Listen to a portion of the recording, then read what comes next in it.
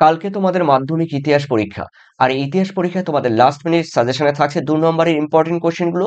তো তোমরা একবার দেখে নাও। দেখো, অধ্যায় ভিত্তিকভাবে তোমাদের গুরুত্বপূর্ণ প্রশ্নগুলো আমি তোমাদের সম্মুখে উপস্থাপন করছি। Last minute suggestion, exam date কালকে। 2 মার্কসের কিন্তু এই কোশ্চেনগুলো থাকছে তোমাদের অধ্যায় ভিত্তিক। তাহলে আমরা প্রথম অধ্যায় থেকে দেখে নিচ্ছি তোমাদের গুরুত্বপূর্ণ কোয়েশ্চেন। দেখো, প্রথম কোশ্চেনটি খুবই খুবই গুরুত্বপূর্ণ হতে চলছে এবার। দেখো, নারীর ইতিহাস গুরুত্ব কেন, অথবা কোশ্চেনটি দিতে পারে নারী ইতিহাস চর্চায়, ঠিক আছে, গুরুত্বপূর্ণ কেন, অর্থাৎ অথবা বলে কোশ্চেনটি বলে দিতে পারে নারী ইতিহাস চর্চার গুরুত্ব আলোচনা করো।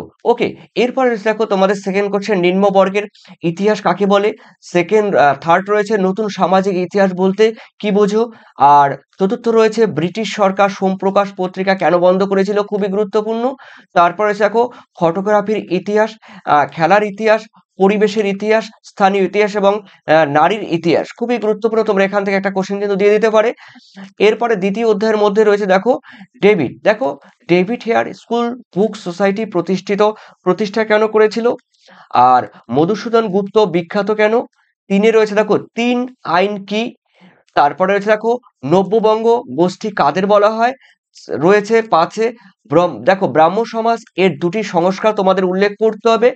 তারপরে দেখে নিচ্ছি আমরা ছয়ে নারী শিক্ষা রাধাকান্ত দেবের ভূমিকা উল্লেখ করো। এই কোশ্চেনটি এবার কিন্তু দিতে চলছে। এরপরে রয়েছে দেখো তোমাদের সাথে শিক্ষা বিস্তারে প্রাচ্য ও পাশ্চাত্য বিতর্ক কি ছিল। দেখো, কে কি উদ্দেশ্য ফোর্ট উইলিয়াম কলেজ প্রতিষ্ঠা করেছিল। আর উডের প্রতিবেদন কি, এই কোশ্চেনটি খুবই গুরুত্বপূর্ণ হতে চলছে তোমাদের। এর দুটি সুপারিশ উল্লেখ করো। তৃতীয় অধ্যায়ের মধ্যে রয়েছে দেখো তিতুমির স্মরণীয় কেন। ঠিক আছে, তিতুমির স্মরণীয় কেন, বিপ্লব বলতে কি বোঝো। আর মুন্ডা বিদ্রোহের লক্ষ্য কি ছিল। তারপর খুদ কাঠি প্রথা কি। তারপরে হচ্ছে নীল কমিশন কি উদ্দেশ্যে গঠিত হয়েছিল। তারপরে কেনারাম ও বেচারাম কে। তো এই কোশ্চেনগুলো, প্রথম কোশ্চেনটি খুবই গুরুত্বপূর্ণ কোয়েশ্চেন। আর মুন্ডা বিদ্রোহের লক্ষ্যটি গুরুত্বপূর্ণ। আর রয়েছে দেখো নীল কমিশন দেখো কেন কি উদ্দেশ্যে গঠিত হয়েছিল। এরপর রয়েছে দেখো তোমাদের চতুর্থ অধ্যায়ের মধ্যে রয়েছে ইলবার্ট বিল কি, বা ইলবার্ট বিলের বিতর্ক উল্লেখ করো। এটাও গুরুত্বপূর্ণ কোয়েশ্চেন। দেশীয় ভাষা সংবাদপত্র আইন কি। থার্ড রয়েছে হিন্দু মেলা কেন প্রতিষ্ঠিত হয়েছিল। এটাও খুবই গুরুত্বপূর্ণ। কে কি উদ্দেশ্যে ভারত সভা প্রতিষ্ঠা করেছিল। পাঁচে ভারত মাতা চিত্রটির বিষয়বস্তু কি উল্লেখ করো। দেখো সিক্সে রয়েছে জমিদার সভা কবে এবং কেন গঠিত হয়। তারপরে সাথে 19 শতকে দেখো সভা সমিতির যুগ কেন বলা হয়, খুবই গুরুত্বপূর্ণ। আর মহাবিদ্রোহের দুটি ব্যর্থতার কারণ উল্লেখ করতে হবে। মহাবিদ্রোহ বা সিপাহী বিদ্রোহ কেন ব্যর্থ হয়েছিল। পঞ্চম অধ্যায়ের মধ্যে রয়েছে দেখো বসু বিজ্ঞান মন্দির প্রতিষ্ঠার উদ্দেশ্য কি। রবীন্দ্রনাথ ঠাকুরের মতে শিক্ষার লক্ষ্য কি ছিল। শ্রীনিকেতন প্রতিষ্ঠার উদ্দেশ্য কি ছিল। আর ছাপা বই শিক্ষার প্রসারে কি ভূমিকা ছিল।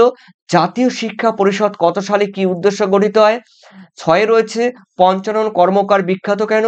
সাথে রয়েছে কি কেন বেঙ্গল কেমিক্যাল ও দেখো ফার্মাসি ফার্মাসিউটিক্যাল দেখো ফার্মাসিউটিক্যাল ওয়ার্কস লিমিটেড